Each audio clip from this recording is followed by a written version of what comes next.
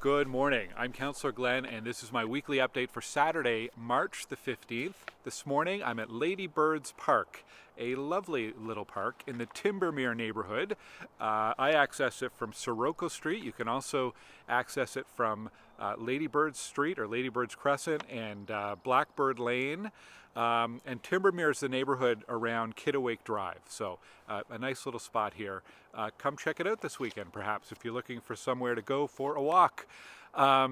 So it's the end of March break. I wasn't sure at the start of the week if there would be enough information to make a video worthwhile, because things do slow down during March break, but there's, I think, more things than usual, so I'll jump right in.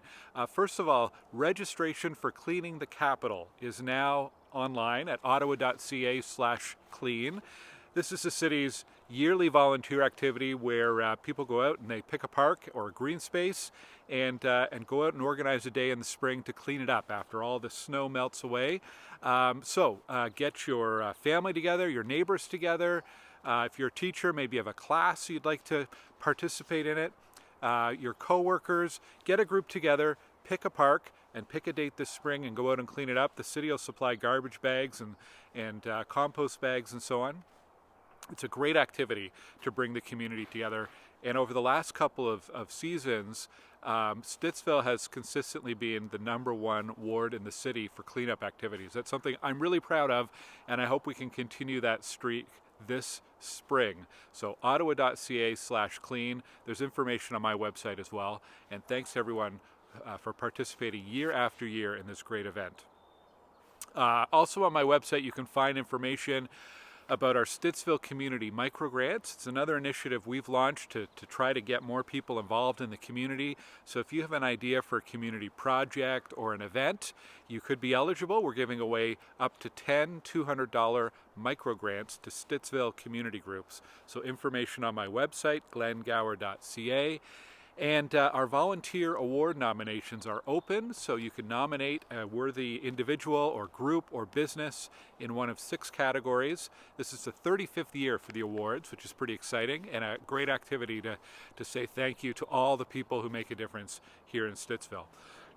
Now, if you have any questions about any of the activities, I'm going to be at the library with my team today from 10 a.m. till noon. So if you want to drop by and say hello, happy to see you there at the library if you're in the neighborhood. Some city news going on.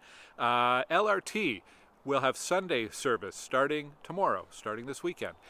So they've been doing a gradual phased launch of LRT. In January it started with weekday service. In February they added Saturdays, and now it'll be running 7 days a week, including Sundays. If you haven't had a chance to check out the new train, this is Line 2 and Line 4. Line 2 goes from Bayview to Carlton U to South Keys down to Riverside South. And then Line 4 connects from South Keys to the EY Center and the airport. And it's a great train, so go check it out and let me know what you think. I'd love to hear from you.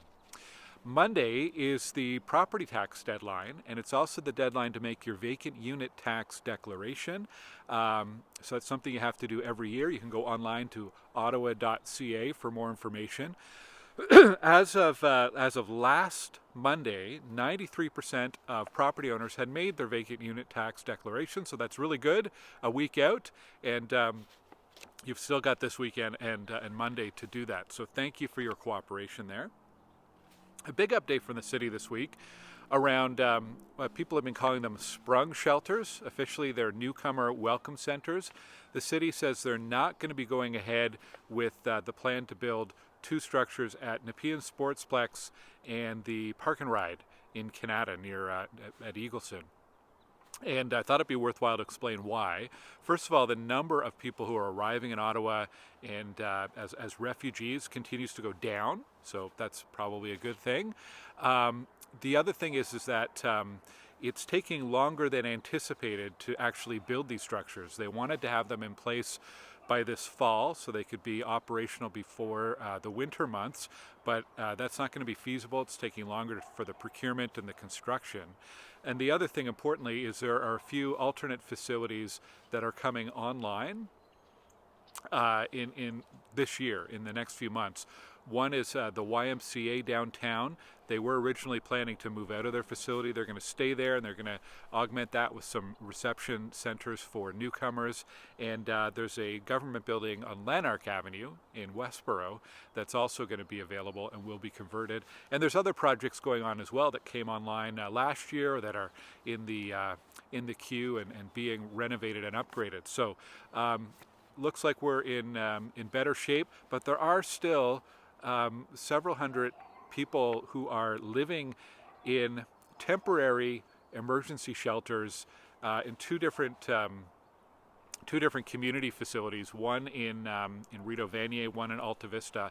And if you can imagine what this is like, this would be as if for the past 4 years, Johnny LaRue Arena was converted into an emergency shelter and was not available for community use or hockey or anything.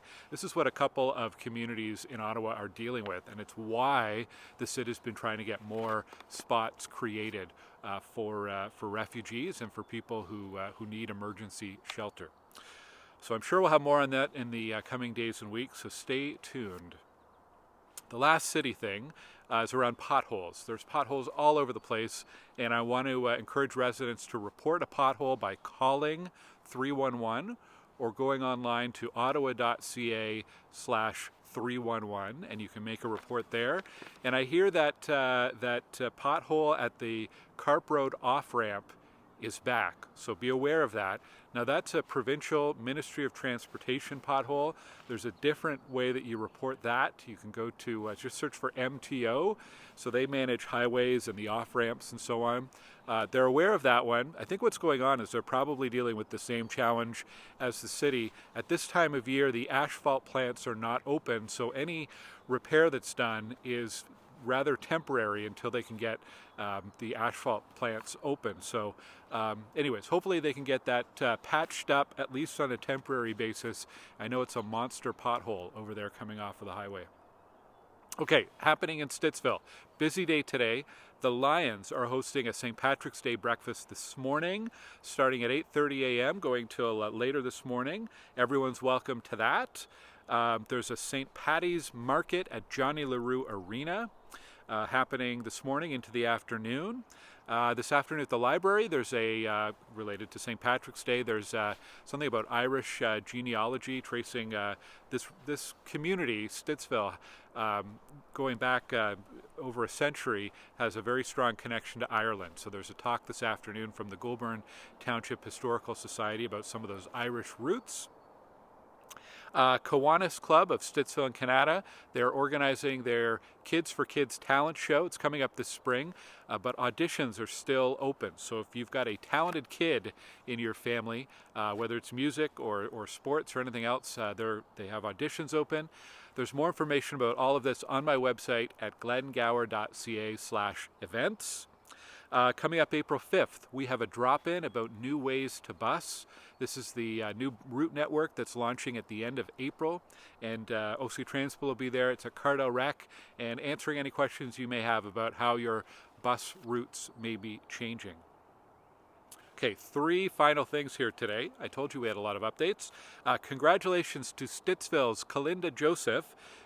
She won a bronze medal with Team Canada at the World Wheelchair Curling Championships in Scotland last week. So congrats, Collinda.